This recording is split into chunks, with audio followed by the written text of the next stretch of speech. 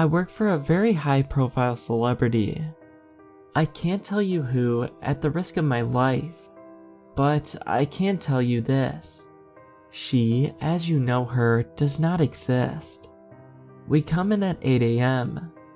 The whole committee has never even met her, despite the fact we've worked here 4 years. Marge claims she glimpsed her once going into our building, but the rest of us don't believe her.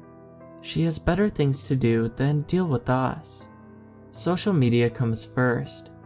Annabelle drafts up a tweet. Could be anything, but usually, it's a down-to-earth joke or vague political commentary. Then, we send it to our focus group, 50 girls 15 to 35 in age. That's my job as resident number cruncher. I analyze the results and decide if it's worthy of posting. If it isn't, we start over. If we need it to be personal, we take a photo of Rebecca from behind. She's the only blonde in the group and is a good stand-in for the real thing. If they want a cute pet photo, we take a photo of Ben's dog. The fans have never noticed. In fact, every detail of her life that makes it to the public, relationships, feuds, even scandals that are leaked, are all carefully manufactured and curated. I don't think she's even met up with her serious boyfriend of 3 years other than to get purposely caught by the paparazzi. It all went to hell when Marge decided she wanted to meet her. "I'm going to do it," she told us, grinning ear to ear. "I'm going to meet her." "How?" Ben asked. "Why?" I asked. "Because I have a theory." She pulled out her phone, tapped a few times. "Look at this photo from her concert in September. Look at her ears." "Okay," I said. "What about them?" "She's got huge earlobes, right? But in this photo..." She yanked her phone back and swiped a few times. "She's got cute little connected earlobes." All of us stared at her. "It's not the same person." "What?" Rebecca asked. "It's different people. If you take a close look, the noses are different too. Just slightly. And just think about it. It would be easy to turn any skinny blonde girl into her. What we think of as her face is really just 90% makeup. The dark lipstick and false eyelashes, all the contouring." As she spoke, Marge's voice became more manic, more frenzied. "What's next, Marge? A tinfoil hat?" Ben asked, arms crossed against his chest. A few murmured in agreement. She ignored them and continued emphatically. "I think it's not just her perception. Her persona, that's fake. I think she doesn't exist." "Then who sings her songs?" Annabelle asked, through smacks of chewing gum. "Some nameless, faceless employee paid $20 an hour." "Yeah, but she's met fans," Ben said. "One of her doppelgangers has met fans," Marge corrected. "But look, I'm going to try and meet her, okay? I'm not here so you can talk me out of it." She glanced around the room, a smile on her face. "I'm here to ask who wants to come with me." "I will." Marge turned to me and smiled. 11 o'clock tonight then, my place." The plan was to drive to Redacted's address. This wasn't the address that made it into all the magazines, the tabloids. It was the address listed on our paychecks and the organization itself. We got there in under 20 minutes. It was a country estate, on the outskirts of the city. We parked half a mile down the street. "Wear this," Marge said, passing me a black wool cap. That's when reality sunk in. We could get arrested for this, couldn't we? "Not really, we're not breaking in, we're just taking a look." My heart pounded as I pulled the hat over my hair. We slunk out into the darkness, keeping low as we walked along the side of the street. Her mansion loomed into view. White pillars, bay windows. Marble statues peeked through the hedges in the backyard. The quiet splashes of a fountain echoed from somewhere unseen. No lights were on in the house. "She's probably out," I said. "Or she doesn't exist," Marge replied. We crept around the corner to the side of the house. That's when we saw one light was on the second floor. Golden light spilled out into the grass. "Someone's up there," Marge said. "Maybe we should just get out of here." "No, I'm going to see who it is." Marge ran over to a nearby tree. She climbed fast with more agility than a 45-year-old woman should possess. Then she stretched her neck and the golden light washed over her face. Her eyes widened. "Oh my god." "Marge?" She didn't reply. I climbed up onto one of the rocks. With a deep breath, I jumped. I only saw it for a second. A flash of the image like a photograph. A still, lifeless body lay across a bed. She looked just like Redacted. A man bent over her, holding a knife. The whole scene lit in the soft golden glow of the lamps. My heart thundered in my chest. I jumped again. No, it wasn't a knife. It was a soldering iron. And now he was staring straight at us. I opened my mouth to call to Marge. But it was too late. Crack. A shot thundered through the air. From the forest, Marge dropped out of the tree. Her body hit the ground with a sickening thud. Shot right in the forehead. I ran as fast as I could. Away from the house, down the street. I didn't stop until I got to the car, panting like mad. I called 911 even though I knew Marge was beyond saving. "What is your emergency?" "My friend was just shot. Please send someone out here."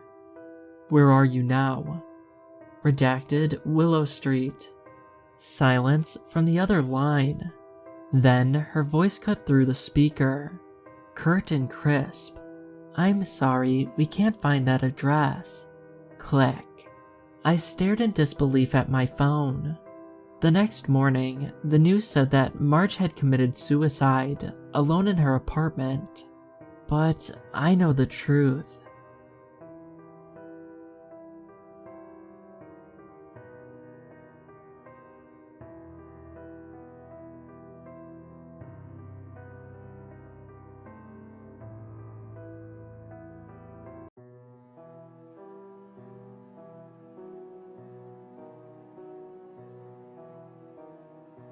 The gift seemed innocent at first.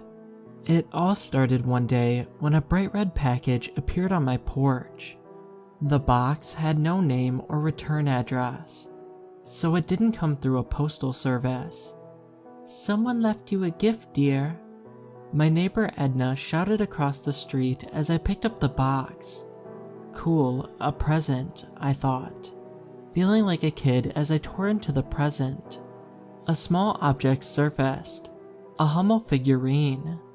The cherry-cheeked Bavarian boy wore a green cap and mittens, gazing gleefully towards the sky. The note around his neck read, "Thinking of you as always." Must be from Grandma or Aunt Sue. Probably forgot to sign their name. The gift was odd, but sweet. But when I called to thank them, neither knew anything about the gift. "A Hummel?" my grandma said, confused.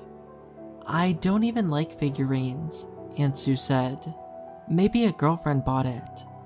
"I don't have a girlfriend, and my exes wouldn't send me a Hummel. No way." "So, who sent it?" I asked friends and other relatives, but no one knew. So I set the figurine on my counter and forgot about it. But 2 days later, another package arrived. Once again, I opened it, wadding through more tissue, until another Hummel appeared.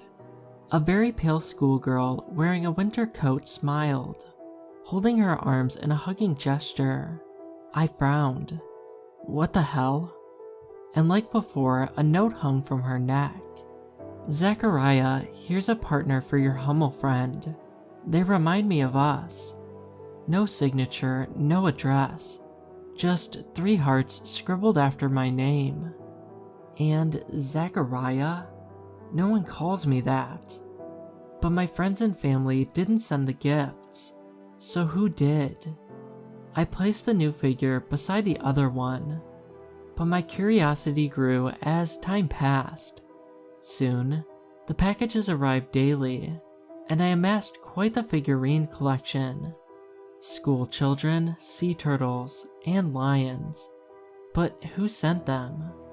"That's so weird," my buddy Richie said, eyeing my collection. "They're like old people gifts. But why send them and not sign your name?" That's what I want to know. But the gifts took on a darker tone as the weeks passed, and an uneasy feeling washed over me. Something felt off, and I felt unseen eyes watching me as I opened the boxes each morning. Sometimes I'd see Edna working in her garden, but I didn't want to bother her with questions. The next day, a brown box appeared, but this one was plain.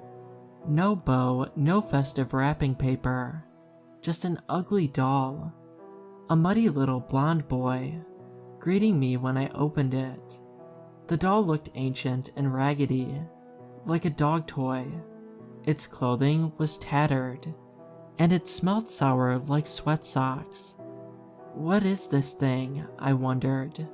This time, the note read, "Zachariah, being ignored makes me feel as cruddy as this doll looks. Something isn't right here." Then, the next day, another box arrived. Inside was a cloth clown doll. Red cream was streaked across its face like blood, and its eyes were gouged out, as though someone had removed them with scissors or a knife. The note read, "Does my sadness mean nothing to you?" Goosebumps raced down my neck. What's with the creepy gifts? And the next day, another box arrived and another strange note. "This is our life in a box." Inside was a polyphon, a disc-playing music box, the wood chipped and time-worn. When I opened it, an eerie nursery rhyme sounded, a music box version of Pop Goes the Weasel. The tune played for a moment, then ended with a chorus of maniacal laughter. It sounded like a mob of demon-possessed clowns cackling. Is this a joke? I wondered as I snapped the box shut. My heart raced, but the gifts kept coming.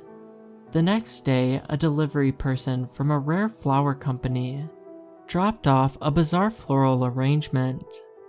A dozen monkey-faced orchids. "You must be a popular guy," the delivery man joked when I asked about the flowers. "These orchids are pretty rare. Someone paid a lot for them." But my buddies laughed. "Zach got man flowers." I swatted them off as I read the card. "Dear Zachariah, thinking of you and wishing you well." I called Richie. "Dude, you've got a stalker, like stage 10, he said. "You need cameras." We drove to the store to buy cameras, then planted them in the bushes. We'd record the activity and play the footage in the morning. The cameras blended into the rocks, so the mystery gift giver would never notice. The next day, we played the recordings. Minutes turned to hours without activity. Then, just before dawn, a dark figure appeared on the porch. We didn't even see it approach. "Zoom in," Richie shouted. I zoomed in, doubling the image's size, then paused the video. Wait, who is that? I studied the figure, but it was an amorphous blob, blending into the darkness. I played the recording for a second, then paused it when the figure stepped near the porch light, but we still couldn't see the person's face. "Zoom in more," Richie said. We kept zooming until the figure came into focus. Suddenly, the person turned and faced the camera dead on. Richie and I jumped back. Whoa, how did he see the camera? I shrugged and my jaw dropped. Then, a woman's face appeared, her features obscured by shadows, but a smile crawled across her lips as she waved at us. Then dissolved into the night. Richie and I exchanged looks. After that, I stopped opening the packages and threw away the unopened boxes. Soon, they stopped coming and I sighed with relief, figuring the debacle was over. Days later, I woke up to a strange phone call on the landline. Someone breathed into the phone. Then a woman spoke. "Don't ignore me, Zachariah." Then the line went dead, but the calls continued, and I called the police, eager to know who was calling. The next day, an officer stopped by with news. It's strange, but all the calls trace back to a local graveyard. Turns out the names on the two graves match those of a married couple who lived here 60 years ago. Names are Edna and Zachariah Rogers. The officer handed me a photo, and a young version of my neighbor Edna stared back, and the man beside her looked like me. My stomach flip-flopped. Her husband left her, and it sounds like she didn't take it well. He pointed to the entryway. Hung herself right there in the hallway. I never saw Edna again after that, but I learned the house across the street had been unoccupied for years. No one but me had seen Edna gardening all those mornings. Then one night, as I drifted off to sleep, my cell phone dinged. The text message read, "I didn't mean to scare you. You just looked so much alike. My bad."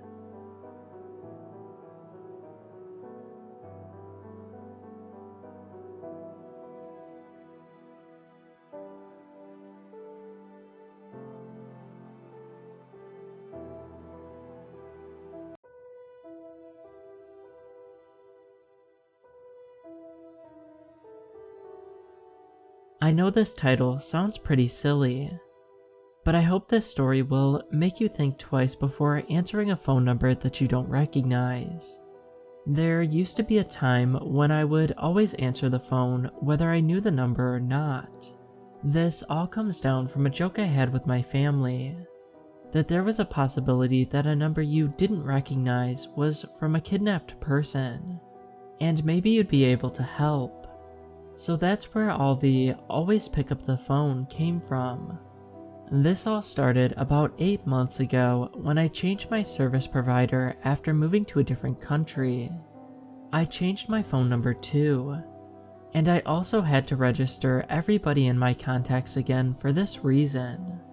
I actually couldn't remember any of my friends' numbers, so I only told them my new number, hoping that after that they would call me, and like that would get my contacts back.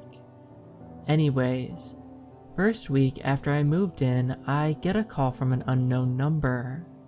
The first thing I noticed before answering is that the first two numbers were the only ones that were apart from the rest of the number, which was quite unusual since there were usually 3 spaces in the number where I lived. And it also showed where the call was coming from. But instead of a name, there were just the coordinates of the place. Still, I answered it. There was silence on the other end for some moments. I was ready to hang up the phone then and there, when a small sound on the other end appeared. Music. But it didn't sound like normal music, like the one that you hear when you call a location and they can't answer right away, but something people would now associate with the back rooms, like caretakers. It's just a burning memory, really strange. Then a voice started speaking so suddenly that I almost dropped my phone. It also didn't sound human, but robotic almost. It started saying a bunch of random numbers, but on a closer inspection, I realized it was saying the phone number that it had called me from. Then another few seconds of silence, and that robotic voice started saying something again. My full name.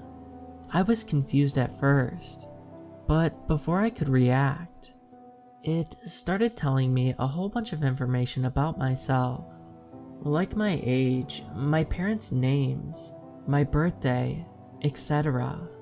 After saying the hospital where I was born, it suddenly hung up the phone. I was baffled.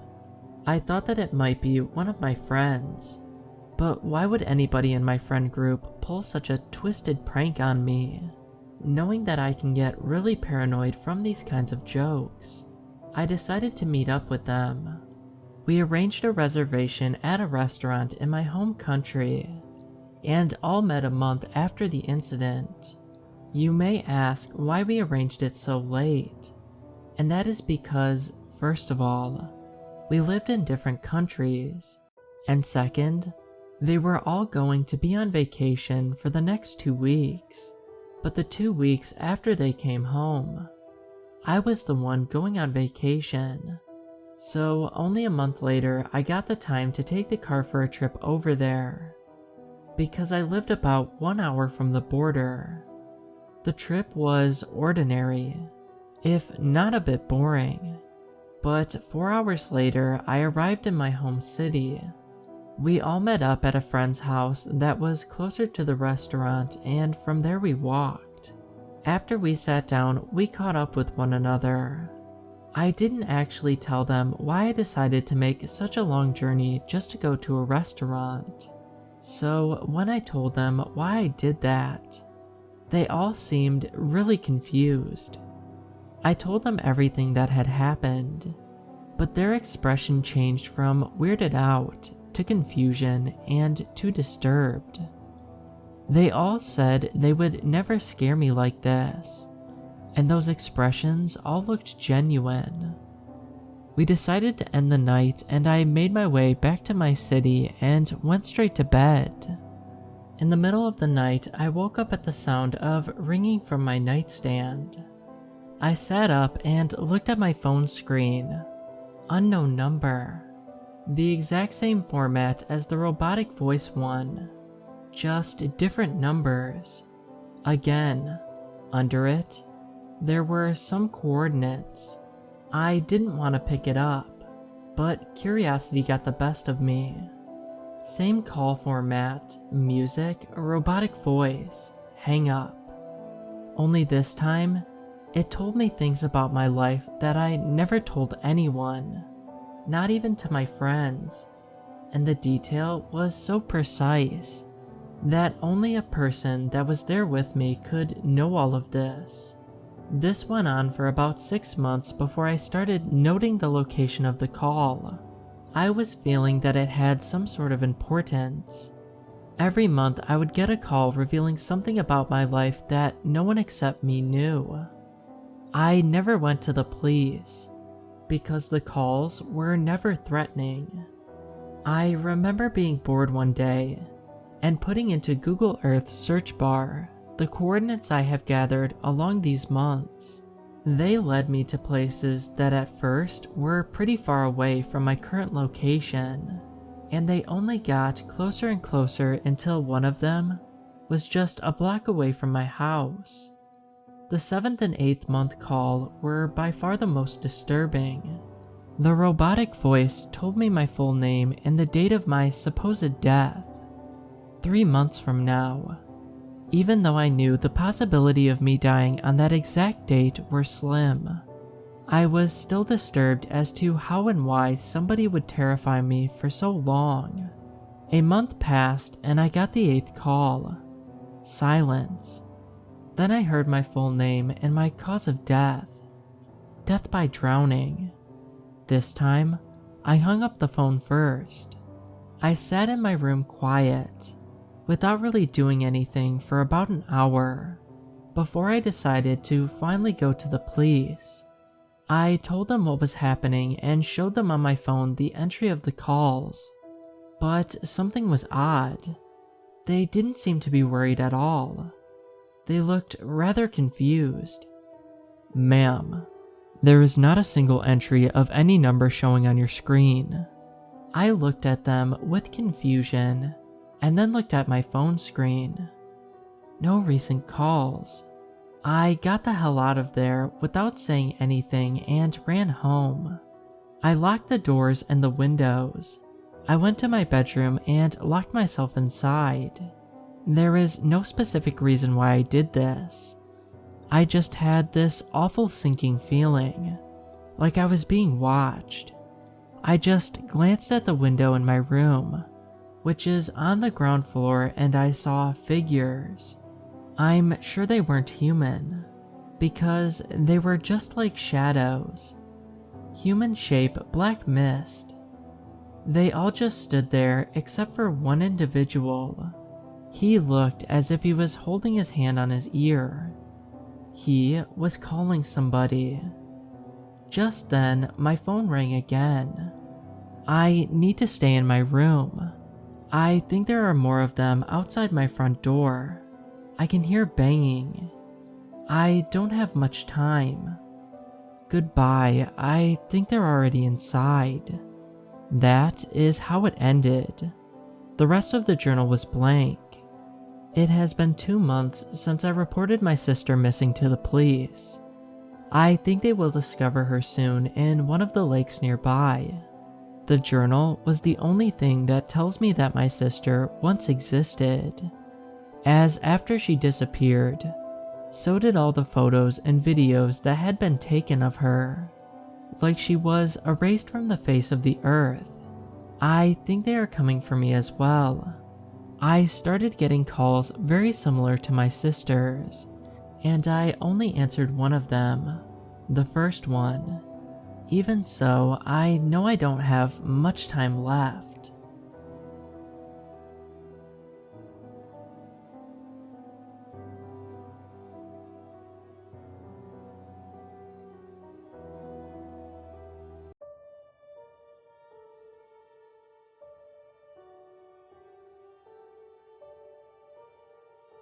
I knew Mark was a widower when I met him, and honestly, I was relieved.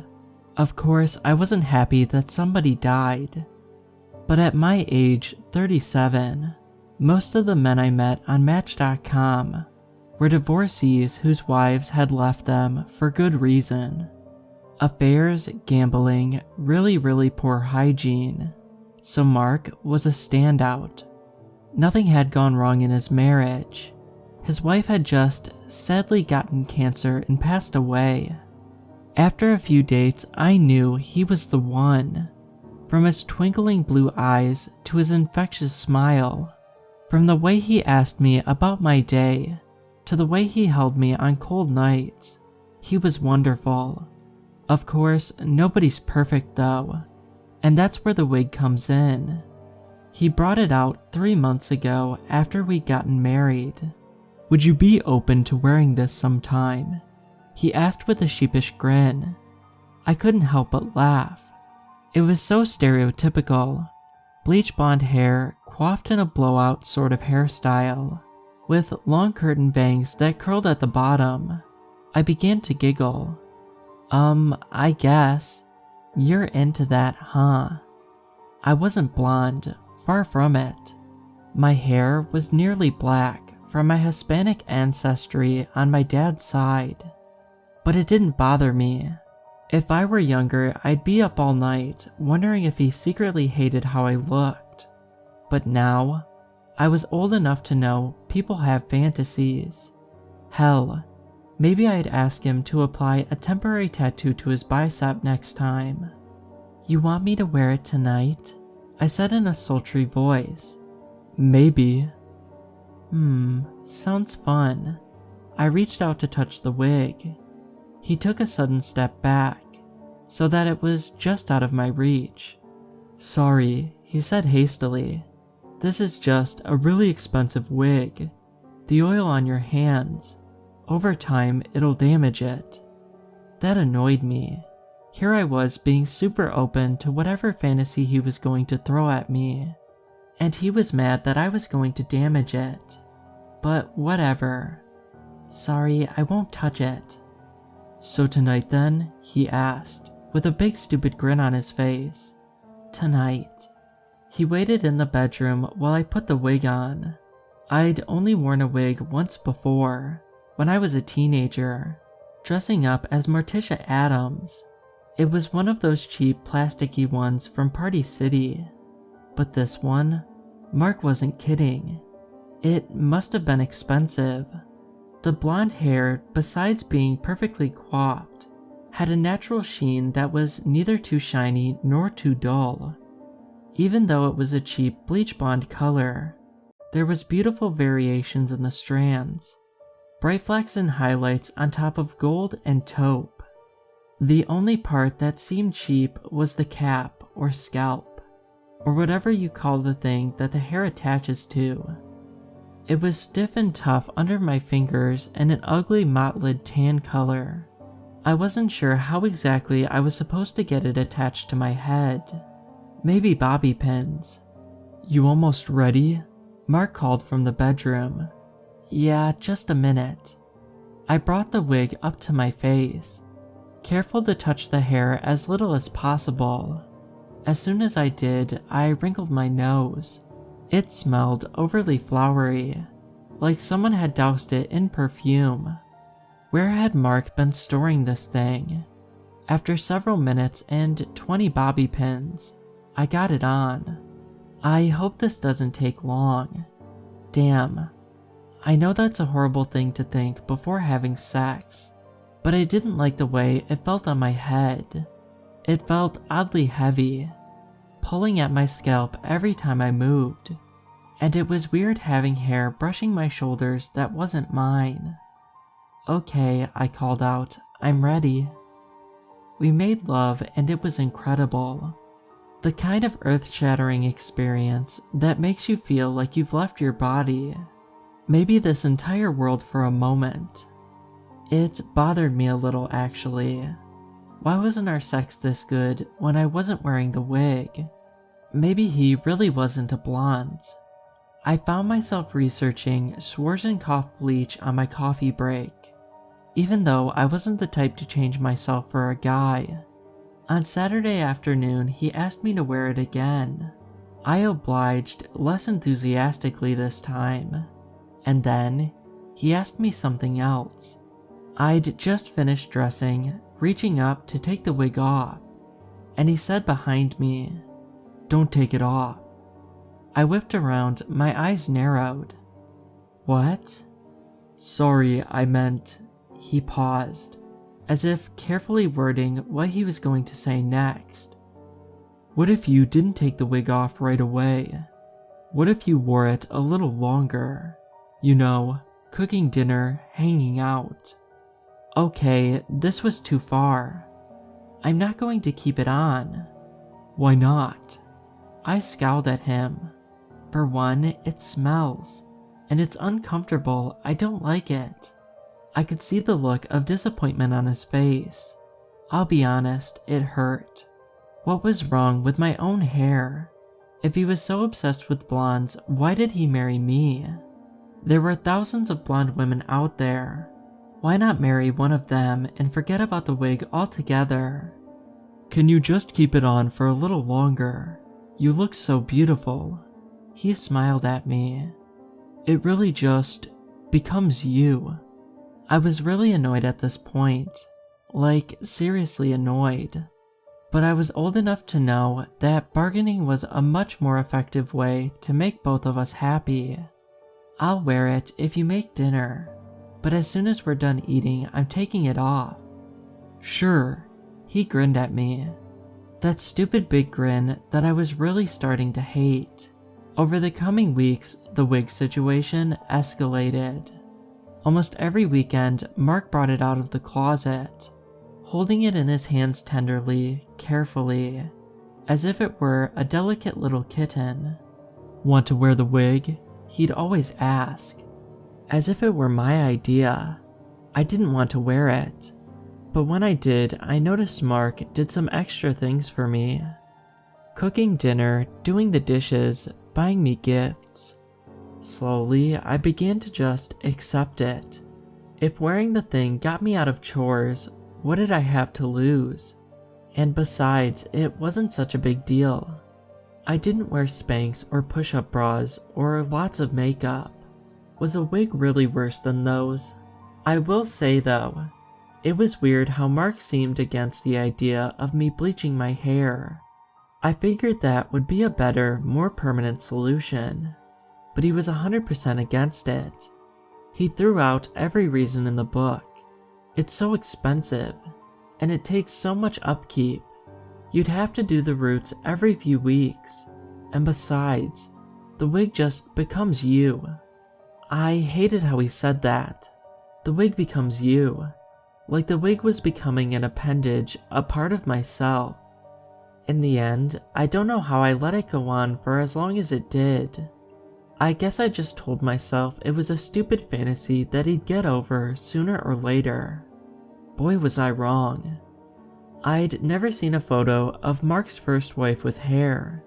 The few photos of her memorialized Facebook page were after she started chemotherapy.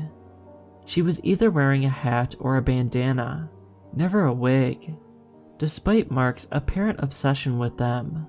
But one night, I got curious about her. Curious if he pushed this weird stuff on her before the cancer. Did he make her dye her hair, wear a wig, or was she naturally blonde? After an hour of poking around, I got my answer. There was a wedding album in the attic, tucked away with some of Miranda's belongings and stuff from their life together. Mark was out with some friends. He wouldn't be home for a few hours, but I still got a swoop of nervousness in my stomach as I pulled it onto my lap. Our wedding album, it read in gold scrolling letters across the faux white leather cover. And there, on the very first page, was my answer. Miranda had the same hair as the wig. I mean, exactly the same. The same color, varied shades of gold. The same hairstyle, blown out with curtain bangs. It was identical. Is she wearing the wig? Or... I didn't want to consider the second possibility. Maybe that was her natural hair, and he'd gotten an expensive, custom-made wig to look exactly like it, and he was making me wear it so I'd look like her, so he could pretend I am her. The album fell out of my lap. This can't be happening. He'd seemed so normal, especially about his wife. Grieving, but past it. The wound, an old scar that had healed over. It had been 7 years since she died. Apparently, I'd been dead wrong. I picked the album back up and flipped through it for a little while. I studied her face, her scalp, looking for a seam. But the photos had that professional airbrushed quality to them. If there had been any evidence it was a wig, the photographer cleaned it up in Photoshop. I finally closed the album, went downstairs, and waited for Mark to get home. I've never been one for subtlety. By the time he got home, I'd been stewing in my thoughts for 3 hours. I'd brought the wig down and put it in the middle of the kitchen table. The blonde hair shone in the dim light, hanging limply off the faceless plastic stand. Then I heard the jingle of keys, the click of a lock. His footsteps as he came towards the kitchen. You made me wear that wig so you can pretend I'm Miranda, right? He froze in the doorway. Yeah, that's right, I got you. I slammed the album onto the kitchen table and pointed at the first picture. Miranda's hair looks exactly like that wig. His face went white. He opened his mouth and closed it a few times, as if trying to find the words. You don't understand. He finally choked out. Oh, I think I understand perfectly well. You're playing some sort of sick game, where you're trying to turn me into your dead wife. He swallowed, glanced behind him as if afraid someone was crouching there, listening to us. Then he turned back to me, his voice lowered. I only made a wig out of her hair because... Wait. My stomach dropped as I parsed what he was saying. Did you just say a wig out of her hair? It's her hair? He sheepishly nodded. I stared at the thing, my stomach rolling. Golden strands hung limply off the wig holder, draping onto the table. A dead woman's hair, of course, I should have known. It looked so beautiful, so real. And that hair had been on me. Bobby pinned to my head, brushing against my shoulders, my bare shoulders. Damn, I even pulled one from my nether regions the last time we had sex. I felt sick. I'm leaving, I said quietly, shooting up from the table. I ran up the stairs and grabbed my overnight bag. Wildly grabbed clothes off the hanger, stuffed them inside. Grabbed my laptop, chargers. His heavy footsteps thumped up the stairs. And then, he appeared in the doorway. A hulking shape dimly outlined by the kitchen light spilling upstairs. Leave me alone, I snapped, shoving my clothes in as fast as I could go. Surprisingly, he didn't reply. No apologies, no pleading with me to stay. I ignored him and continued packing. Reached over and grabbed my AirPods from the bedside table, throwing them in. Then my phone. Strong arms grabbed me from behind. I screamed, but it was no use.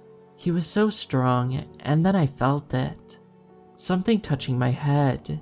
He was pressing the thick, stiff cap of the wig onto my head as he held me still. I heard his voice whispering something in a strange rhythm in my ear. Then, everything went black. My hair is blonde. I'm standing in the bathroom, admiring myself. There is a bloody seam at my scalp, but other than that, I look okay. Mark comes up behind me and wraps his arms around my waist. I love you so much, he says, kissing me tenderly on the cheek. I forgive him for what he did. I understand everything now. Last night, I got up in the middle of the night and wrote it all out. Everything that happened before today. I had to get it out of my system. It was like a nightmare that kept replaying in my head, even though the bloody seam is evidence that it really did happen. But now, it's over. Now, I'm who I was truly meant to become. I comb a hand through my blonde hair. Then I turn to him and smile. I love you, Mark, I say. I love you too, Miranda. A little jab of something in my heart. Sadness. Should I feel sad that he's calling me by her name? But I don't feel sad. Not really. I'm happy now. I wrap my arms around him tighter, then pull him into a kiss.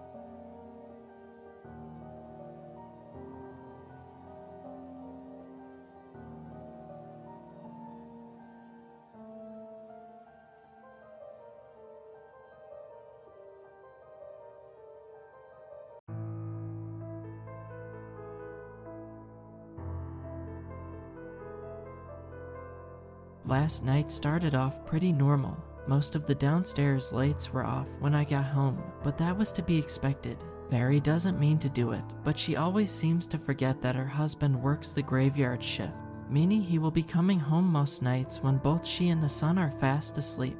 It was nothing to be angry about though. I simply planned to bust her for her constant forgetfulness the next morning, and nothing more. Anyways, I hadn't eaten anything in the last few hours, so rather than going straight up to bed like I always do, I decided to pop a frozen pizza into the microwave, just to silence my growling stomach. That break of routine, as meaningless as it seemed at the time, is probably the only reason I am writing this post. Once I opened the beeping microwave, I saw that its clock read 2:49 a.m. I almost regretted staying up to eat this pizza, and I truly could feel my eyelids getting heavier with each second. Rather than move to the table to eat, I ate right in front of the microwave. Mary could clean up any mess in the morning. I just wanted to get some food in me and get some rest before I had to follow the same tiring schedule all over again the next day. From where I was eating, my front door was roughly 90 degrees to my left.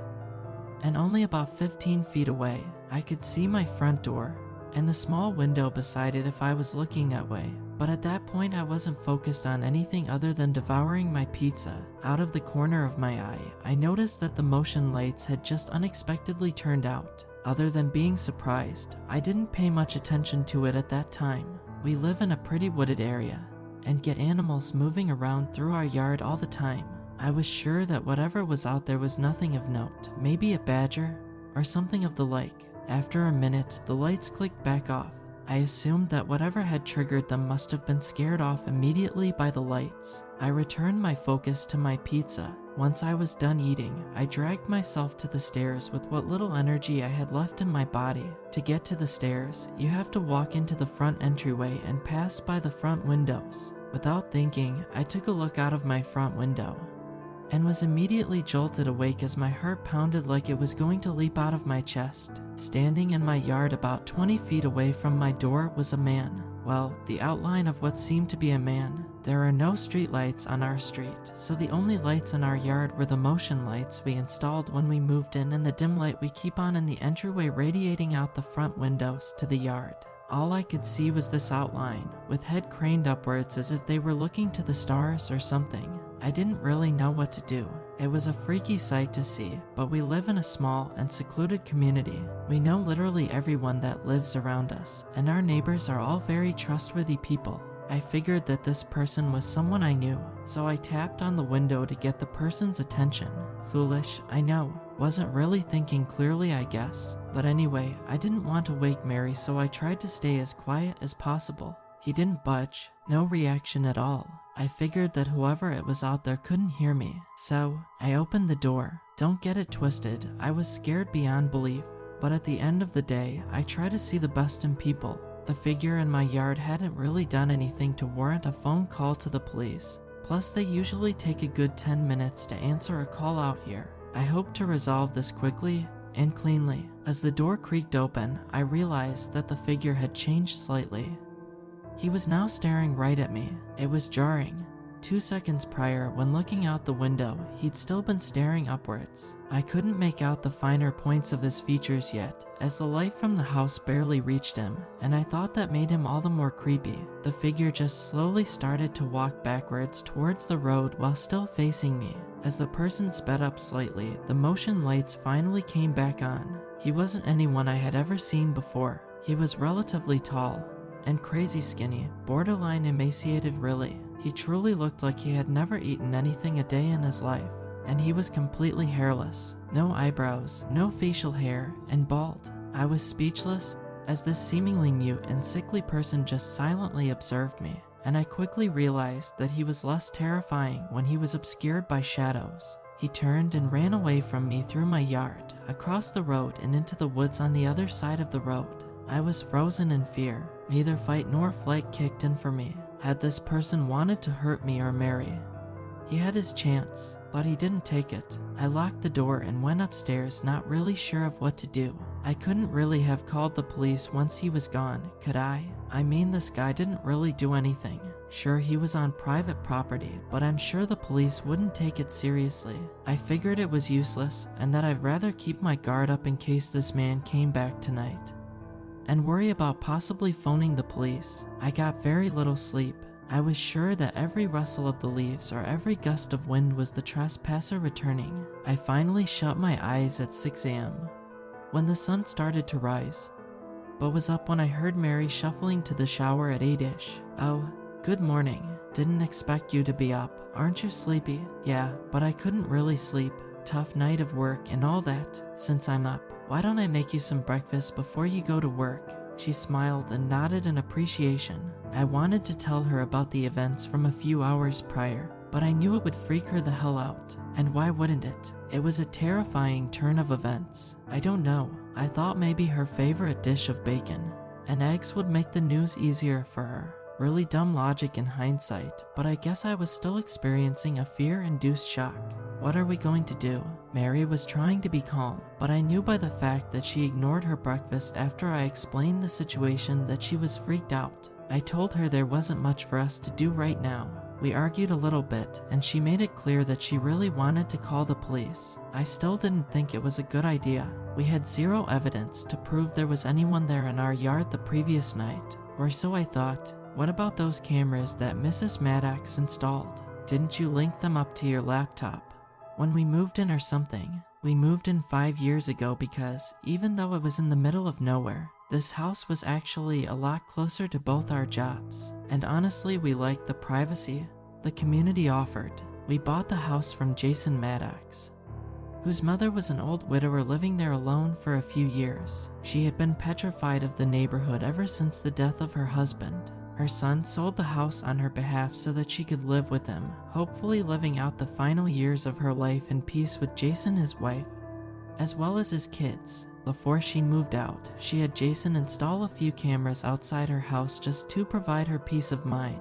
The things were cheap pieces of junk, and Jason himself said they rarely looked at them, but it turns out they actually came in more handy than any of us could have imagined. I shrugged. I guess you're the brains in this relationship after all, Mare. I'll call the boys in blue and deal with them and the cameras before I head off for work. In the meantime, do me a favor and don't get too upset about all of this. That was easier said than done. But I actually think she was a lot calmer once I actually started to take her police suggestions seriously. I kissed her goodbye and got right to work on figuring things out. I poured myself a coffee and got to work. I was half expecting the bastards not to work in their hour of need because of my half-decade of neglect, but thankfully I couldn't have been more wrong. I opened the software, and after a 15-ish minutes of updates, I finally saw a live feed of the 4 different cameras of my outside. The camera in the driveway was angled poorly to the point where you could only see a small sliver of the driveway and dense foliage, while the back and side cameras showed mostly foliage and the fenced-in portion of our yard. Jason Maddox had unsurprisingly done a piss-poor job setting up 75% of the cameras. The front camera was a comparative mecca for our home surveillance. From what I could tell from watching the live feed, this camera was angled perfectly to have captured our uninvited visitor. I went into the database and found last night's camera feeds. Sure enough, at 2:54 a.m., the man crept out from the shadows and into our front yard. There it was, concrete, undeniable proof. I called and alerted the police, and they took me very seriously once I told them I had video evidence of the intruder. The operator said that 2 officers would be sent to my home to view last night's video and file a police report. Alas, my relief was short-lived. Something that the operator said made the hairs stand up on the back of my neck. A logical and seemingly mundane question with immense ramifications, something both horrifying and entirely possible that I simply hadn't thought of. Does this individual show up on the security cameras any other nights? All at once, I realized how entirely possible and downright terrifying this possibility was. I mean, how many times did I lay awake in bed and see the front lights click on at odd hours of the night? Like I said, it was a pretty regular occurrence for us. I immediately checked the feed from the night before I encountered the man face to face. I wasn't sure when he might come, so I started at 9 p.m. I played it at 2x speed and made it through the night without anything of note. Momentary relief. I went back one more night prior. At 12:36 a.m., he creeps into the yard and triggers the front motion lights. I was stunned, but it got even worse. He stayed there, motionless, in complete darkness, until just about 5 a.m. He was so still for almost 5 hours that he didn't even trigger the motion lights again until he turned around and left for the day. Think about that. While our motion lights aren't very sensitive, I know for a fact that something as simple as a head jerk from a sneeze would set them off. This guy was essentially a statue for almost 5 hours. As I'm writing this, I am shaken. The police arrived moments after I made my discovery. I told the 2 officers about this new development, and they were visibly uncomfortable. Sergeant James, the veteran between the 2 officers, would later tell me that he never saw anything like this in his almost 23 years on the job. We went through 33 days worth of video logs and found that the man came to my home on 27 of those nights. Besides the night I interrupted him, his briefest stay lasted 22 minutes and 15 seconds. His longest stay occurred early last week. He arrived at 11:57 p.m. and left at 6:13 a.m. He always stands in a similar spot in the front yard, about 20 feet from the front door. I called in sick for work tonight because I can't begin to describe how little I want Mary to be alone at this house when night falls. I'm terrified, so are the cops, especially since they know they don't have this person for much. So far, all the evidence shows is trespassing and loitering on private property. If they were to catch him in the act and not find any reason to charge him with a more serious crime, he'd probably just get a fine or a brief stint in jail. They claim they'll have patrol cars scouring the area tonight, and one car stationed in front of my house all night, which makes me feel somewhat better. But their lack of answers and their obvious uneasiness about all this makes me extremely nervous. That's all I have for now. Mary comes home in an hour and it will be dark soon. If anyone on here knows anything about this situation, or just has a theory or spots a detail I missed, please let me know in the comments. I will update you all when we learn more about this whole situation, or if something of note occurs. Until then, let's just hope we make it through the night tonight. Thank you to everyone who expressed their concern for my family. Between all of your kind words and the kindness of the police, it's nice knowing we aren't alone through all this craziness. Fortunately, our night was mostly uneventful after all the bizarre discoveries from the previous day. At least one police car stayed parked in the front of our house from sundown until sunup, just as was promised, and there were no signs of the mysterious individual through the whole night. I know it's quite possible he could have been present somewhere else, but you take solace in the little victories when you can get them. At 2ish, I heard the policemen moving around in the driveway. In the morning, they told me they thought they saw the person standing in the driveway, but by the time they investigated the driveway and the wooded area near it, there was no sign of the trespasser. I also appreciate hearing all your suggestions in the comments about how to get through these times of trouble. I'm not a superstitious man, but I definitely can't rule anything you suggested out at this point. After doing some research about wendigos and skinwalkers, I can say I'm thoroughly terrified by the similarities our visitor had with both of them. I sure as hell hope that our guest wasn't either of those things. Otherwise, this all seems pretty hopeless. Also, I actually do own a shotgun. I've never used it for anything other than skeet shooting, but having it definitely makes me feel a little safer. I'll be sure to keep it locked, loaded, and by my side until everything is resolved. Anyways, there have been some developments since last night, which I will share with you all now. For starters, I've decided not to tell Mary about the fact that our guest is a recurring visitor to our property. I told her that the police stayed out front all night as a favor to us rather than their fear that we're dealing with something a lot more malicious than just a one-time trespasser. Plus, I'm worried that this might bring back some bad memories for her. She had an issue with a stalker when she was in college, and it persisted for nearly a year before she was able to get a restraining order on him. Even though she hasn't seen this person since, she's still very much disturbed by that painful experience 8 years later. I spent most of last night trying to convince her to make the trip to stay at her sister's, but she refuses to leave me alone despite how unsafe our house now is. I'm walking on eggshells here, so while withholding the truth from her feels dirty, I think it's better than the alternative if she's sticking here with me. I also made a trip to town around 9 o'clock this morning to make a few purchases that should let any upcoming nights feel a little safer. The most important purchase, 15 lights that are much stronger than the ones we've had dotting our property since we moved in. These new lights are set on a timer, so I plan to illuminate just about every inch of property starting tonight. I also made a stop to my friend Andrew's house after my shopping spree. He's on the road for work right now, but since he's been an avid hunter his whole life, I knew he had something that could really up my surveillance factor: game cameras. If you're not familiar, game cameras are cameras used mostly by hunters that are most often triggered by ether sound or motion.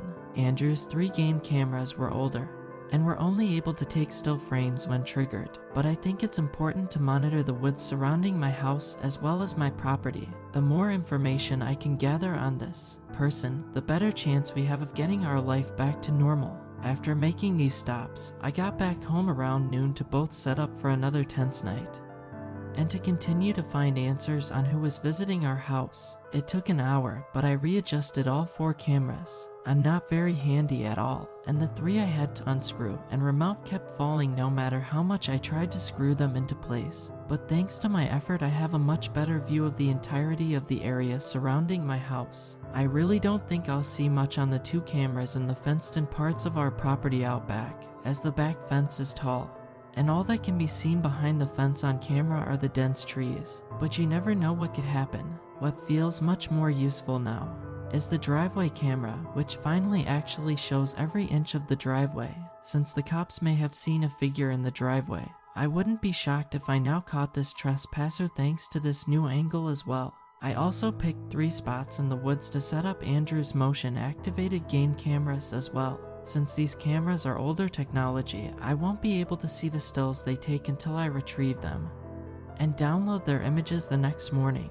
Well, it's a little after 4 p.m. as I'm writing this, and I want to look through the older logs of the camera again. I'd like to go back to earliest recordings from when Mrs. Maddox was still living here to see if I could find any evidence of the trespasser showing up all those years ago as well. I doubt it though, since Jason or Mrs. Maddox herself would have noticed if they checked the cameras regularly like they claimed, but I figure it pays to check. I'll post any updates if I find anything of note. Update, yeah, he's in the videos from 8 years ago.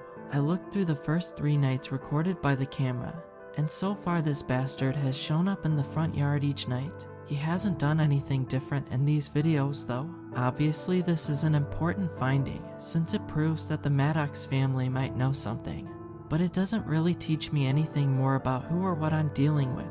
I'm going to call Jason and see if I could talk to his mom now. She was so high-strung, she had to have noticed this person at some point.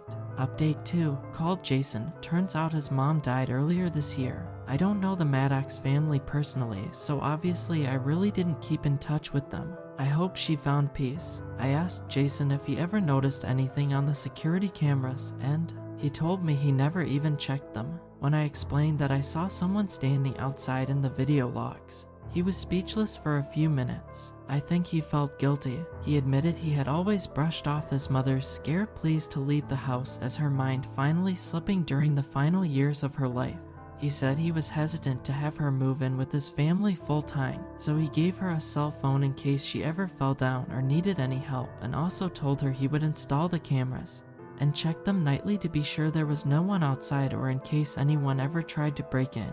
Clearly he was at fault for not believing his mom, but that's not my problem. I asked him if she ever said anything about anyone coming to the house in the middle of the night, to which he replied that she would sometimes see a tall man standing somewhere in the front yard, since she only started mentioning it the last couple months before she moved out. He assumed she was just seeing things, and as such, decided to move her into his house instead of investigating. He also mentioned another incident that makes me very nervous the more I think about it. One night in August, about a month before we bought the house, he received a frantic call from his mom that there were people talking in the basement. Jason got there as fast as he could, but when he got there he only found his mother cowering in the living room.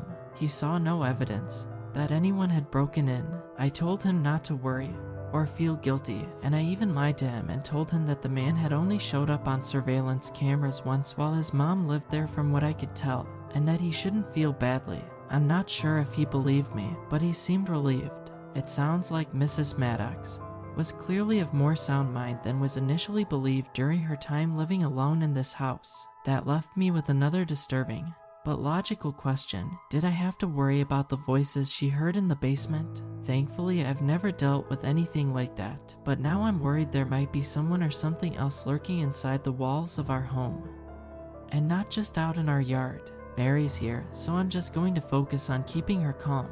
I'll make some more updates if need be, but tonight will hopefully just be another quiet and uneventful night. Update 3, damn, it's almost 10:30, and the police officers still haven't showed up to sit and watch our house like they did last night. I told Mary another fib to cover up the fact that we were still very much in danger. She's in bed already sleeping. I told her I would be catching up on the work I missed last night, I'm actually holed up in the upstairs office with a mini fridge full of energy drinks to my right and my trusty shotgun at the ready. I plan to stay glued to my laptop all night, watching the live feeds of the outside until the sun rises and I can feel safe again. I've been watching this monitor for an hour now, and I think I'm finally noticing something. In the driveway, it's just out of the light, crouched down near the woods, but it's the trespasser. He's completely motionless, but it's definitely him. I think he's been there for a while now, but he just twitched slightly a couple times. I'm calling the police as I type this. They've been alerted, and they're on the way now.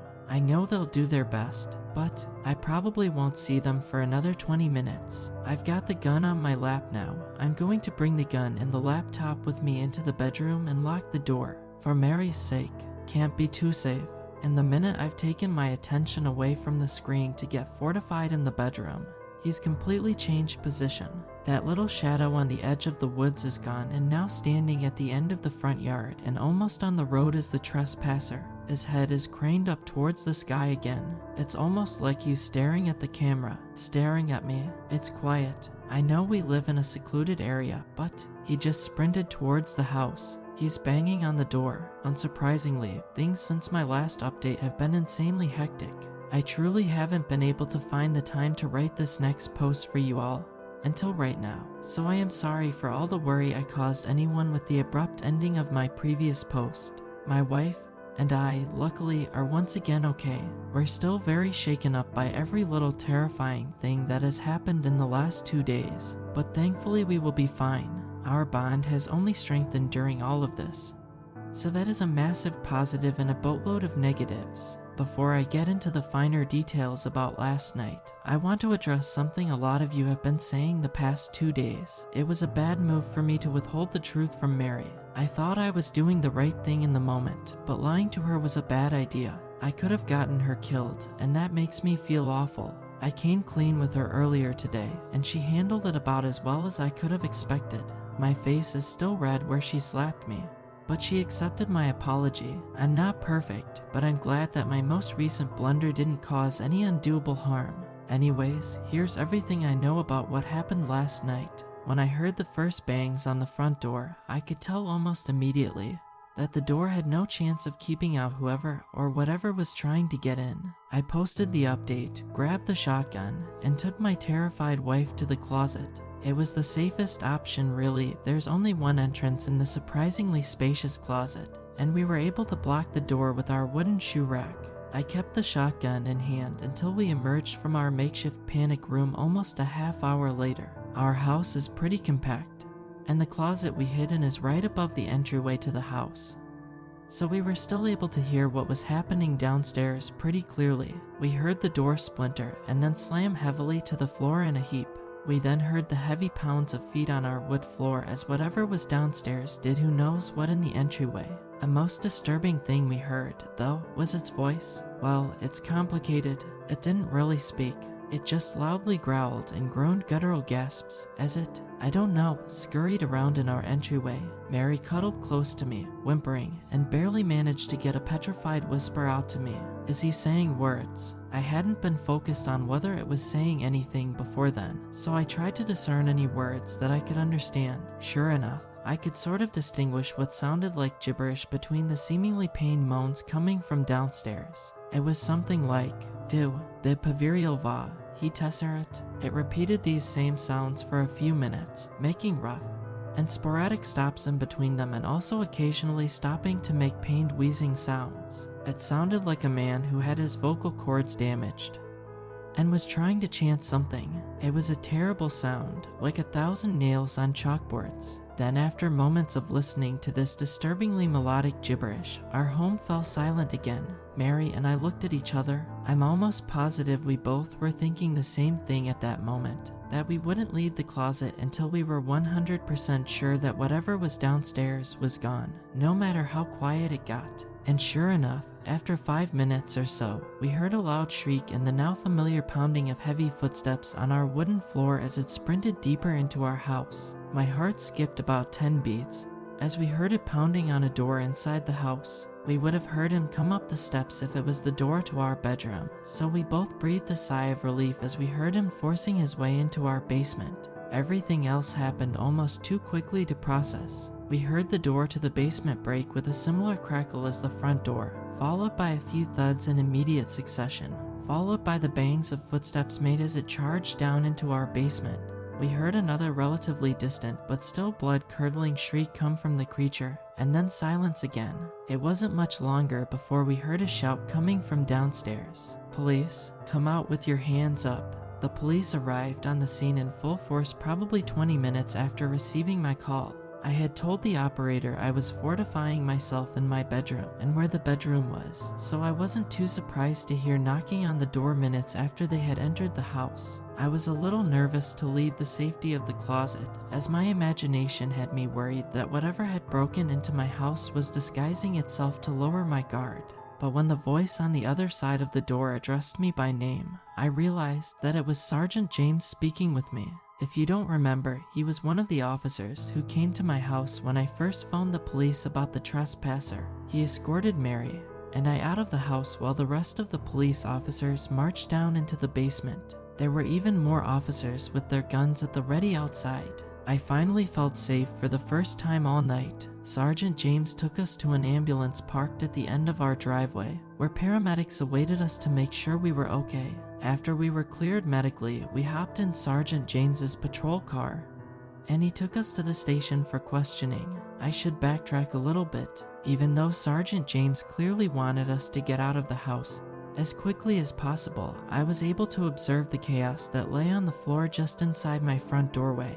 They were the expected but disturbing sights, such as the wrecked front door lying on the floor and the large scratch marks on the doorframe. But there was one unexpected piece of evidence that disturbs me on a whole different level. The police have said nothing about it still, no matter how much I've asked. Starting on the front porch, splashed upon the splintered piece of door that lay upon the floor, and streaking all across the floor in a jagged line leading to the basement door was a dark crimson substance. Obviously, my first guess would be blood, but since this whole situation is extremely bizarre, I can't really be sure. If anyone has any ideas on what this is, or why the creature would just be bleeding all over the place, please let me know. I don't know if the police are withholding information from me or simply do not know the truth themselves, but I can't stop thinking about it. Once we got to the police station, Mary and I were given time to relax as best as we could. We hugged each other and cried, and that's pretty much all we've been able to do since leaving the house. It's hard to relax during times like these. They began questioning us just a little before 7 a.m. Most of the questioning was uneventful or pertained to things I already mentioned in one of these 3 posts, so I won't bore you all with too many details. However, one of the detectives stated that whatever I had discovered in my yard 2 nights ago was most likely not human. He based this on an examination of the marks on my front door frame, basement door, and some of my walls. The examination revealed that they were simply too deep and too wide to be caused by normal human fingernails. They were caused by something more durable than fingernails, maybe a large knife, or maybe large claws, and the forensics suggests that the marks are so uniform in length and distance between each other that they're too precise to be caused by separate blows. Unsurprisingly, they told us that we won't be able to stay in our house for a significant amount of time, which I am perfectly fine with. Mary was able to get us a room in a cheap hotel for now, and we will most likely make the trip to Mary's sister's to stay with her until we figure out what to do. I'm writing this now from our hotel room. My laptop was kept as evidence, and I gave the police permission to check the surveillance cameras on it, so I'm using my phone to write this. I don't know what happened in my small quiet neighborhood after I left my house early this morning. The police are being secretive about everything, but I don't really care at this point. I'm just glad that this whole situation finally seems to be under control. I'm going to catch up on the 2 days worth of sleep that I mostly lost out on. Have a nice night, everyone. Update: the ringing of my phone woke me up a half hour ago. I answered. On the other line was Detective Laird, one of the detectives involved with combing the crime scene. I didn't know what to expect, since I'd already told the police everything I knew. He asked me how many exits there were to my house, to which I replied 3. There's the front door, the back door, and the storm door leading out of my basement. I said obviously the windows could be used as an exit also, but he confirmed that none had been opened or broken upon investigating the house. There was a long pause, and then I heard Detective Laird swallow air nervously. Then he explained, "Well, your house is currently surrounded by police officers, and it has been since the moment we got here. Not a single officer outside has seen the intruder leave your home.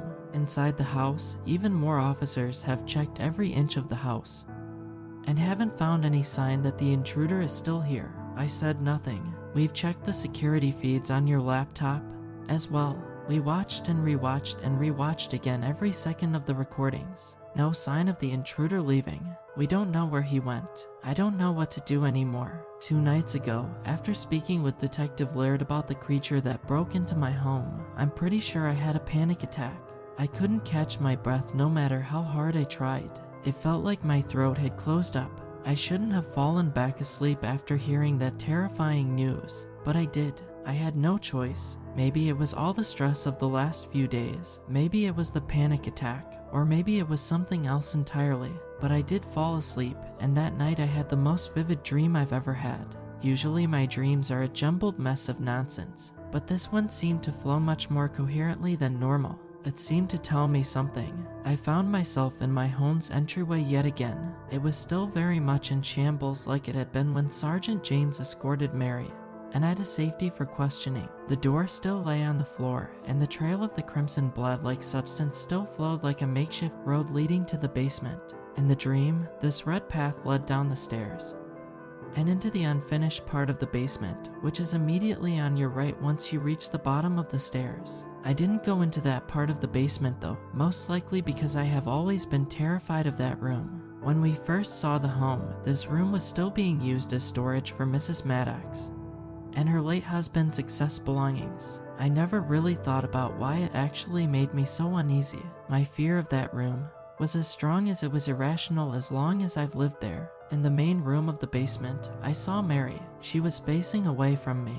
I heard her whimpering and saw her shaking like she was the night we took shelter in our bedroom closet. I called to her and she immediately stopped trembling.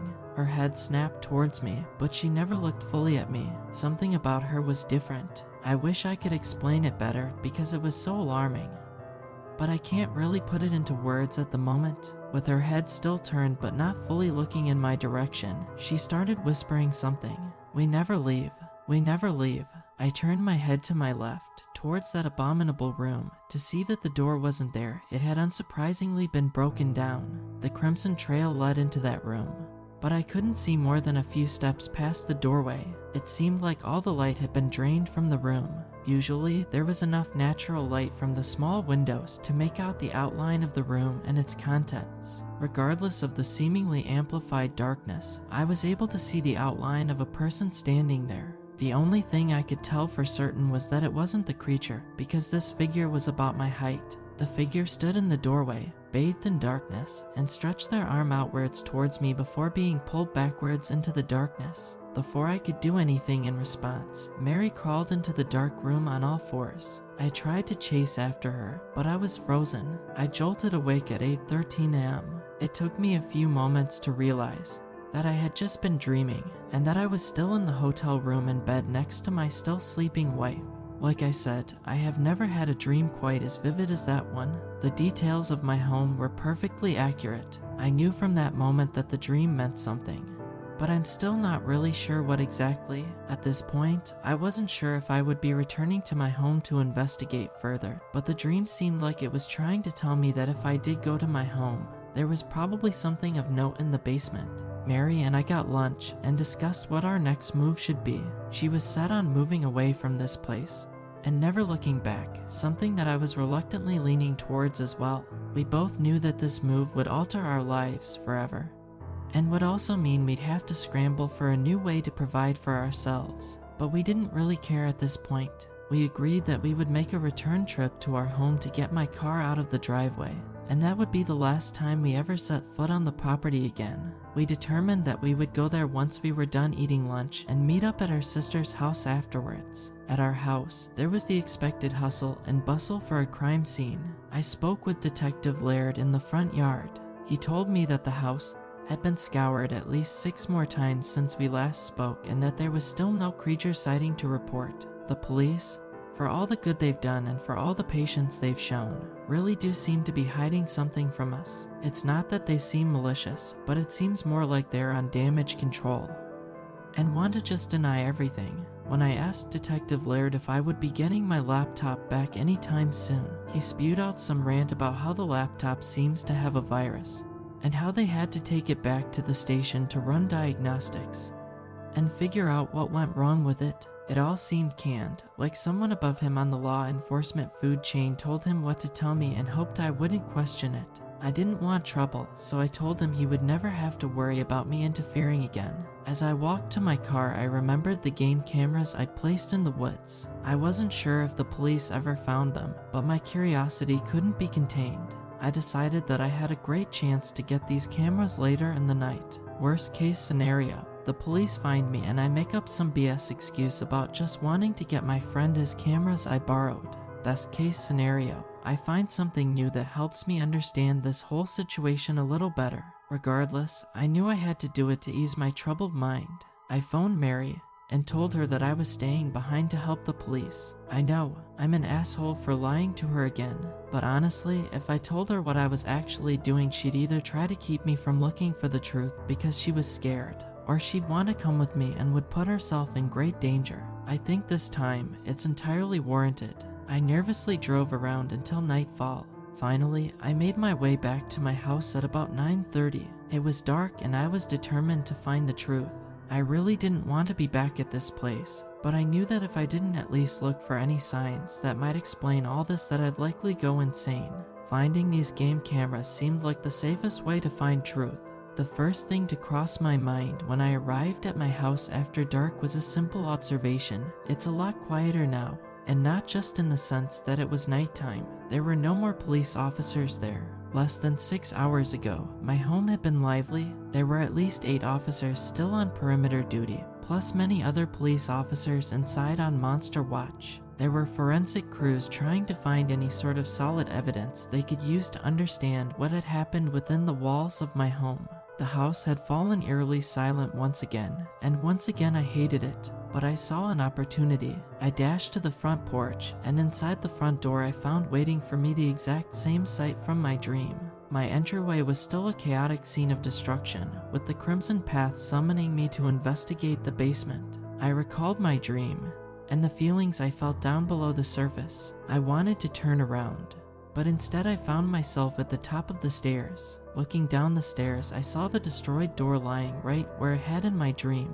I saw the crimson trail turn right and go into the terrifying unfinished room of the basement. I thought about taking a step downwards, but the silence of the house was shattered before I could. It started as a faint but constant and indecipherable whisper, voices emanating from the basement. As the voices grew in volume, they became more distinct but became no easier to decipher. There were at least 4 voices involved, but there could have easily been more voices speaking. They all spoke at once, sometimes over each other. I don't know to whom they belonged, but I knew that these voices must have been the ones Mrs. Maddox heard that caused her son to move her out. This is my attempt at transcribing some of what I heard emanating from the basement. Older man, does anything remain in this? Younger man, here, there. Older man, some is placed. Woman 1, I want to. Woman 2, for reasons unknown.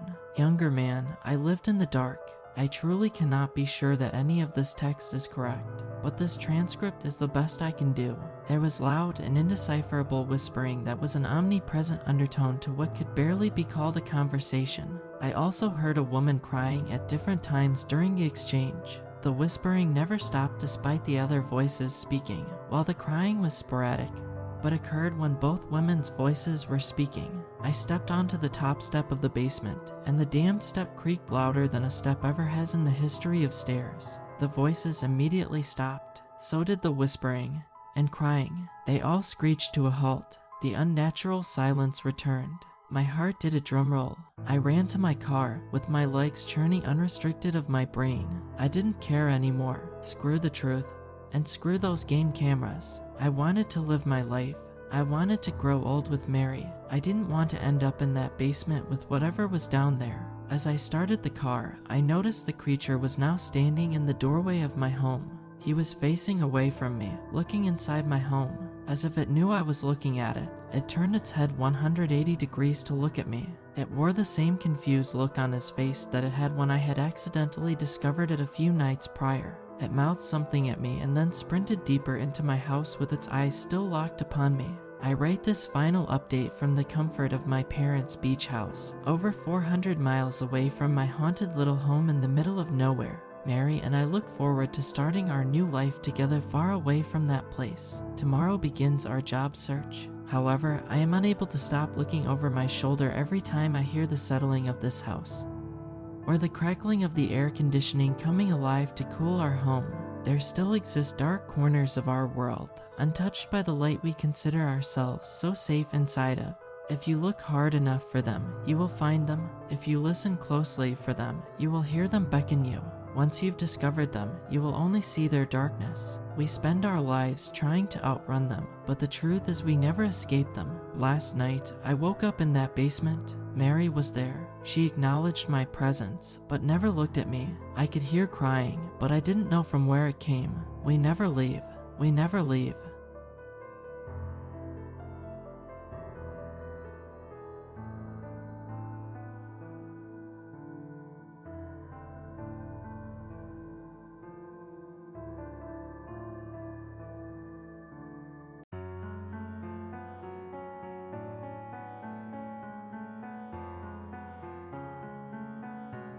No one knew why Tyler Bruno hadn't spoken in 6 months, but I was determined to find out. That evening, I arrived on time. The stone mansion sat on lush hills, surrounded by willow trees and gardens. A lake glistened in the backyard as swan silhouettes danced at water's edge.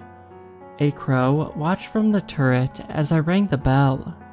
Then, a gray-haired woman answered, her eyes solemn as she invited me inside. Right this way, Mr. Bruno will be with you soon. Inside, the cherry hardwood floors sparkled, and the painted domed ceilings swept overhead. Moments later, Emerson Bruno appeared. He was tall with dark hair and wore a black business suit. I shook his hand. I'm Adam, pleased to meet you. He motioned for me to sit. I hear you have experience in this area. I nodded. 9 years, sir. He glanced down, reading snippets from my resume. You studied under Dr. Chow. His work is impressive.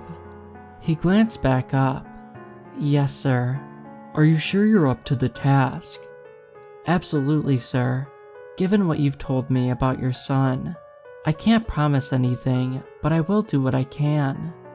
Mr. Bruno nodded, satisfied. Tyler is a complicated boy. He twirled his fountain pen, thinking. Hannah and I have done everything. We read to him, encouraged him to play the piano, anything to express himself. I nodded sympathetically. Still, I wondered, why would a 7-year-old just stop talking? It must be trauma-related. But what was the trauma? Tyler's silence had baffled everyone, including his doctors. So the family turned to me for help. I'd worked with children with selective mutism before, but Tyler would be my first client with total mutism. Unlike my previous clients, Tyler wouldn't speak to anyone. 6 months, but no progress, Mr. Bruno said, taking a deep breath. So don't expect much. He swiveled towards his desk and scribbled on a legal pad. But let's try this for a week and reconvene to discuss our next steps. Sounds like a plan, sir. I turned to leave, but Mr. Bruno stopped me. And make sure to lock Tyler's bedroom door at night. From the outside, sometimes Greta forgets. My heart fluttered, but something told me not to ask questions. The next morning, Greta led me to Tyler's room. The boy sat on his bed but didn't acknowledge me when I entered. Instead, he gazed out the window past the lush hills at a swan circling the lake. Greta smiled, then left Tyler and me to get acquainted. "Hey Tyler." I kept my voice gentle. "I'm Dr. Pearson, but you can call me Adam, okay?" Silence, not even a nod. But I expected silence. Building a rapport was an important first step with all new clients, but that would be more challenging with Tyler. Still, my empathy and patience would help win his trust. I made small talk and asked basic questions. The goal was to help Tyler feel comfortable with me, even if he didn't speak. As expected, Tyler stayed silent, but just as I turned to leave, he looked up. It was the first eye contact he'd made since I'd arrived. This is progress, I thought. Tyler's green eyes were filled with sadness and fear. But why? Then, a crow appeared at the window, stealing Tyler's attention. Tyler stared at it, his eyes glued to the creature. He never turned back around.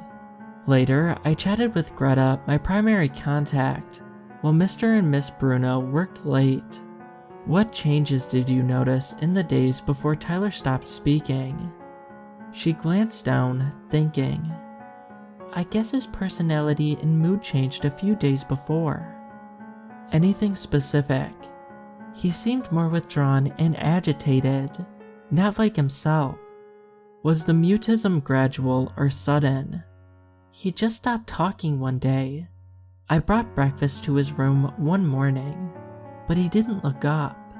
Instead, he just stared at a crow perched on his windowsill, like he was mesmerized by it.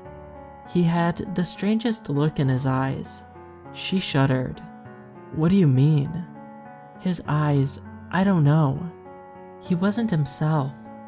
I frowned, taking notes. "He did something similar earlier when a crow appeared. What's the deal with the bird?" "I don't know what it is, but whenever he sees a crow, he changes." The next day, when I met with Tyler, I had a new plan. I'd use art to help Tyler open up. His art could be his voice and help me work through his trauma.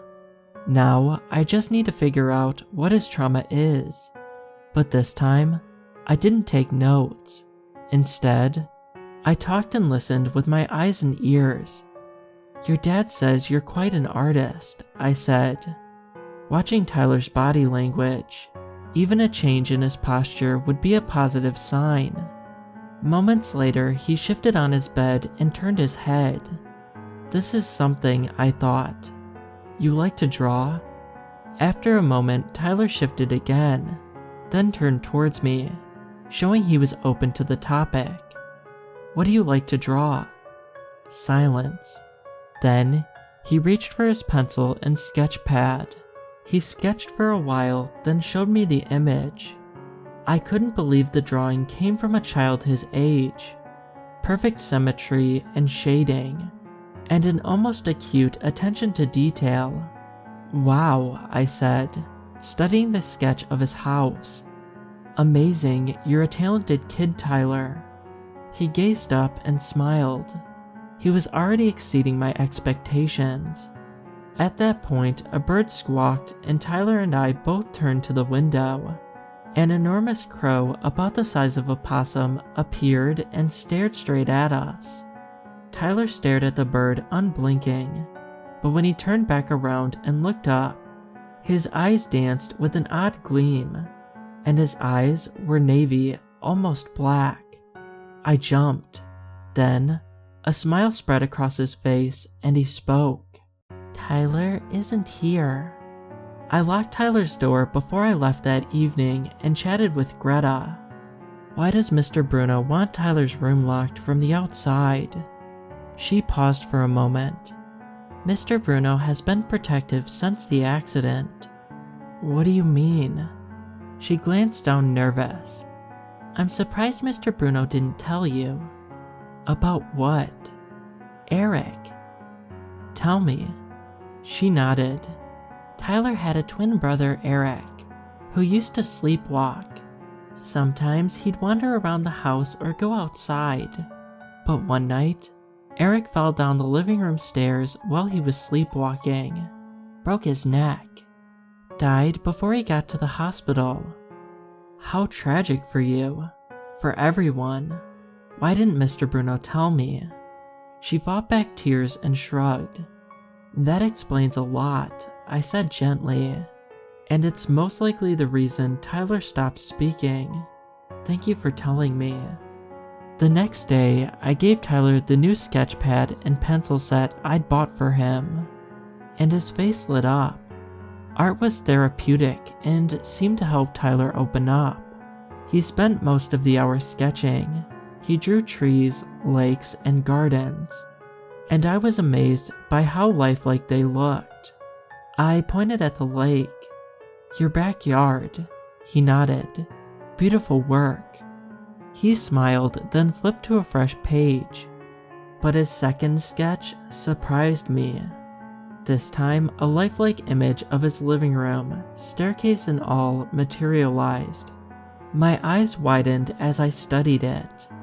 A boy identical to Tyler stood at the top of the staircase, and behind him, in the shadows, stood another boy, his twin. I pointed to the two boys. Tyler, tell me more about this scene.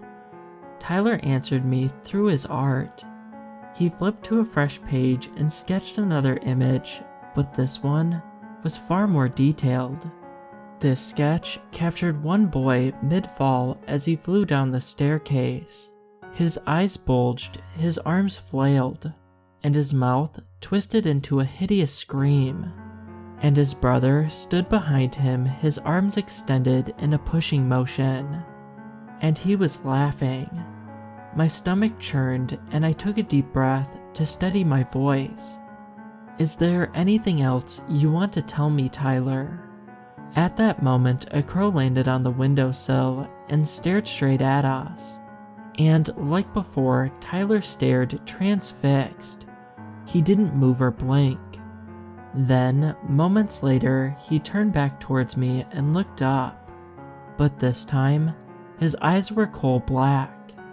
All traces of Tyler were gone. Instinctively, I knew what to ask. Who are you? A smile crept across his face as he whispered, the one who pushed.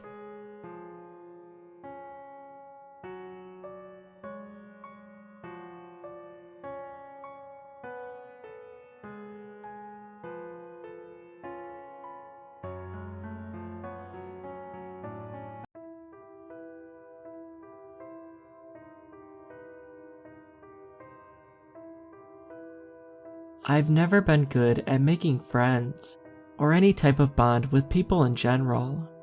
I'm not even close to most of my family members like I'm close to Jessie. Jessie is my best friend. I've known her only for a year and a half, but she's literally my world. She's the only person I can speak to, the only person who understands me. I've never slept over at anyone's house that isn't mine. And even when I'm supposed to stay at a family member's house, I get anxious, and they have to call my parents to collect me. This results in my parents having to cancel everything that they plan. My parents resent me. I'm a huge burden to them because of just how anxious I am. Jessie asked if I wanted to have a sleepover at her house. I'd never been to her house, or anyone for that matter. And I'll admit I was ecstatic, but also hesitant, in case I got anxious and ruined the sleepover and my friendship. I knew I was probably overthinking, but it still scared me. Jessie gave me some time to think, and I agreed. I told my parents and they were pretty shocked, but decided to let me go because I had an actual shot at making a best friend for life. The car pulled up onto a large driveway, connected to an even larger house. It was huge, like a mansion size. Probably the biggest house I'd ever laid my eyes on. Me and my parents made our way over to the front door, which was about twice my dad's size, and he was 6'7". There was no doorbell. Instead, there was an abnormally large silver knocker in the middle of the door. I knocked. Jessie answered the door. When she saw me, her face seemed to light up, and her smile grew larger. She instantly leaned in for a hug. Jessie's mother and father also approached the door and stood behind Jessie, also with a comforting smile on their face. Jessie's father was also tall like my own dad. He was your typical dad-looking person. It was the same with their mother too. It was almost surreal. Jessie toured me around her huge house, which took about an hour in itself. Then we ventured off into Jessie's bedroom, which was huge and pink.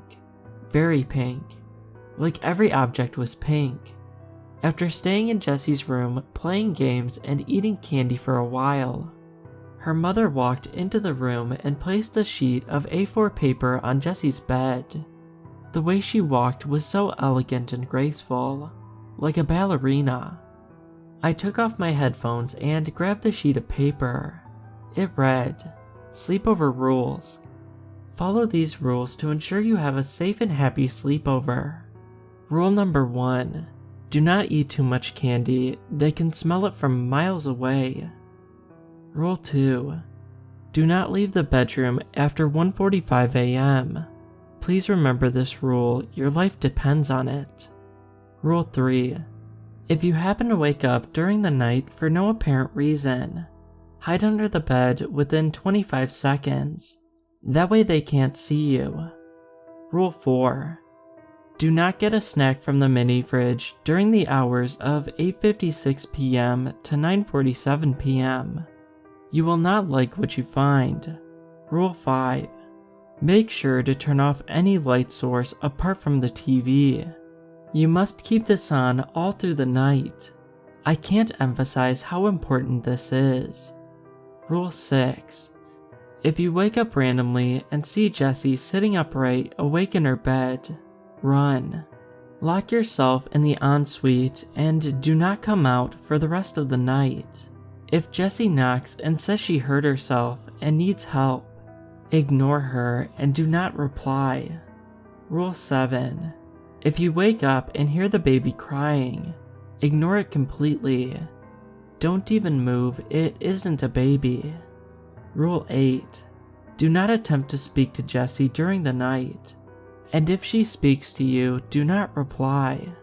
This is crucial if you want to stay safe. Rule 9. If you hear a dog whimpering and scratching on the bedroom door, drag Jessie under the bed and then hide behind the bookshelf. We do not own a dog. Rule 10. If you hear a ringing in your ear, run. Leave the house. This is the only exception. If you don't, we all die. Have a lovely sleepover, Tina. It had to be some kind of joke. These couldn't have been real. But I still have a feeling I should follow these creepy rules. I folded the piece of paper and placed it in my right pocket, then sat down again to play with Jessie. After about an hour, Jessie's dad opened the door. "It's time for bed, girls.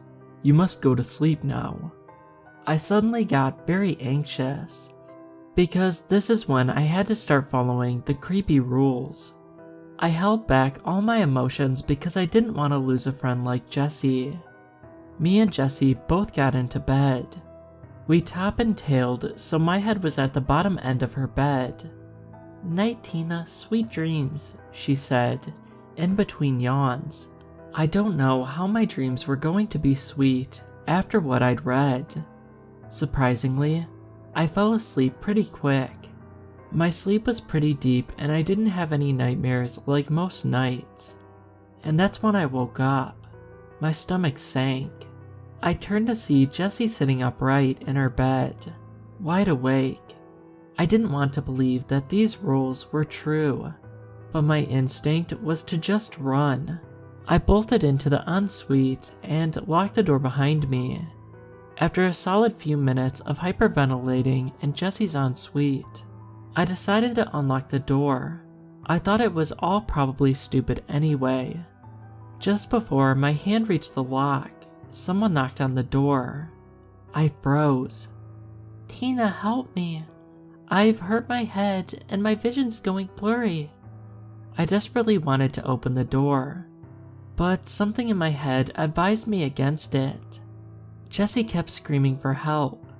I slumped into the corner, shaking with every breath I took. She was screaming for hours. It was unbearable. Her voice got less human-like and more distorted with every screech. By the time she stopped, I was already half asleep. To put it into perspective, just how long her screaming went on for. I woke up, the light from the sun outside made my eyes sting. My ears were still throbbing. I slowly got up from the corner of the bathroom and unlocked the door. Jessie was playing on her PS5. Everything was totally normal. "Hey Tina," she said in her usually jaunty tone. "I think your mom and dad are already outside waiting for you in their car." I couldn't say a word. Everything in my body ached. I picked up my stuff and started walking down the stairs. Jessie's parents waited at the bottom of the stairs to greet me. "Your parents are outside waiting for you, Tina," said her mother with a smile. How did they get here so quickly? It was only 9:15. I could see the open door and my parents' car outside. I was so relieved. I was gonna leave this place finally. Jessie's dad showed me out, and I hopped into my parents' car. I can't begin to explain how relieved I was to see my parents' smiling faces again. Jessie and her family waved at me as I drove away. "How was the sleepover, sweetie?" asked my dad. I was about to reply when I got a notification on my phone. It was a message from my mom. It said, "Hey Tina, I was just messaging to ask what time you wanted me and your dad to pick you up from Jessie's house." I looked back up at my mom, who was driving, and then to my dad, who was smiling eerily at me. Damn, I forgot to turn on the TV. I felt sick to my stomach. "Forget something?" asked my dad.